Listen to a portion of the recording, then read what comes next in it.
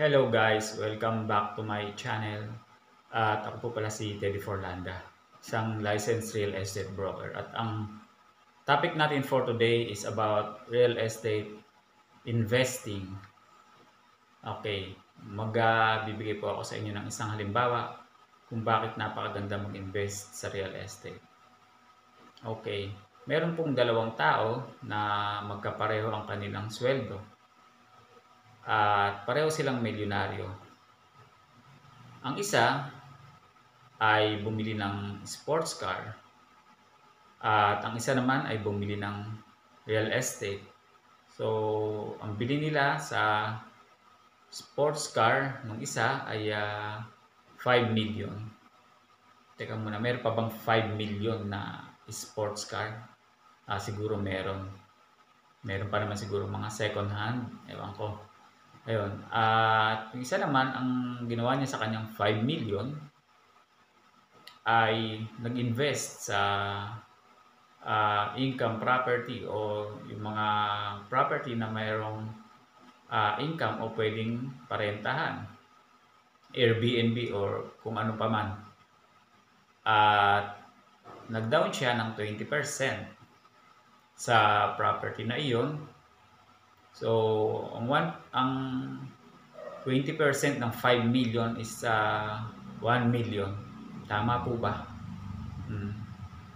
At yung kanyang 1 million na yon, pinang-down niya. And then, yung pang-monthly niya ay kinuha niya dun sa nagre-rent. So, pinarentahan niya yung property.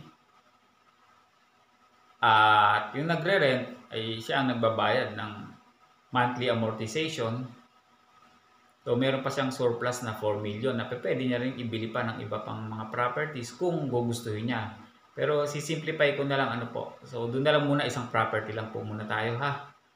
At ito namang isa na may 5 million din.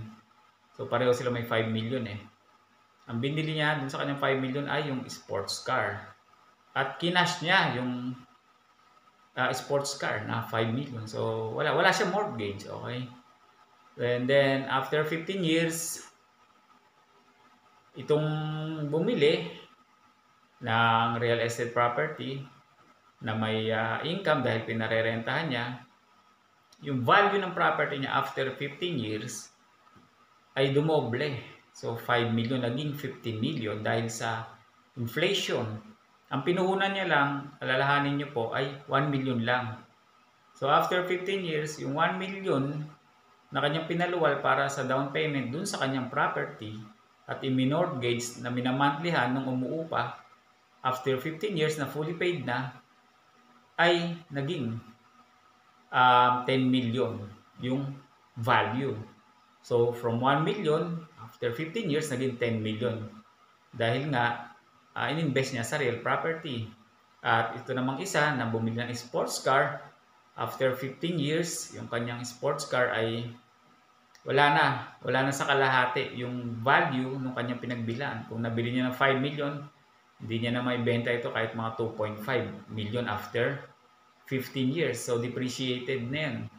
Which is, kung sa real estate siya nag-invest, di po ba yung 1 million lang, after 15 years, tumubo na siya, kumita na siya ng, di po ba, napakalaking halaga, na doble yung value ng property. Ng investment niya is only 1 million. After 15 years, naging 10 million. So, yun. Ang ginawa nitong isa kasi ay matalino. Sa halip na bumili ng sports car, ay nagtiyaga lang siya sa lumang sasakyan. So, pinagtiyagaan niya yun. At hindi naman talaga kailangan na bago. At wala namang masama kung gusto mo bagong kotse. Pero nasa strategy po kasi yan eh. Kung gusto mo mag-invest sa real property, o kung gusto mo lang ng attention, validation, maganda yung sports car, di po ba? At pag nakakakita tayo niyan, talagang di po ba? Ang ganda.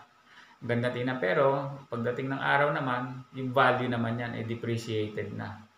Sa umpisa sa pagbago, di po ba napakaganda at napakasarap sa pakiramdam at masarap sumakay sa isang sports car. At hindi naman natin sinasabi na mali o masama ang pagbili. Nga lang, dapat meron din tayong strategy pagdating sa paggugol ng ating pera. Kung saan natin ito dadalhin, kung sa investment ba o dun sa depreciating na, alam mo yon, depreciated na yung value ng sports car. So, ayan, di po ba napakagandang investment ang isang real estate?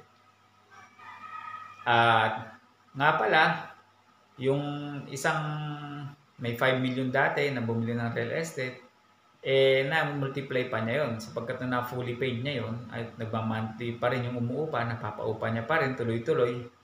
Bili lang siya ng bili ng real estate property hanggang sa dumami ito ng dumami at lumago ang kanyang rental income. Kaya pagdating ng kanyang retirement, ayun, pa-easy-easy na lang. Sabi nga, easy mode. So, yun. Kayo mga kaibigan, saan po ba kayo dun sa dalawa? Kayo po ba yung mahilig sa sports car na ang hilig validation, ang hilig attention, o kayo yung mahilig mag-invest sa real estate property? So, yan, shinare ko lang po yung aking insights at nalalaman patungkol sa real estate. Maraming salamat po sa inyong pagsubaybay.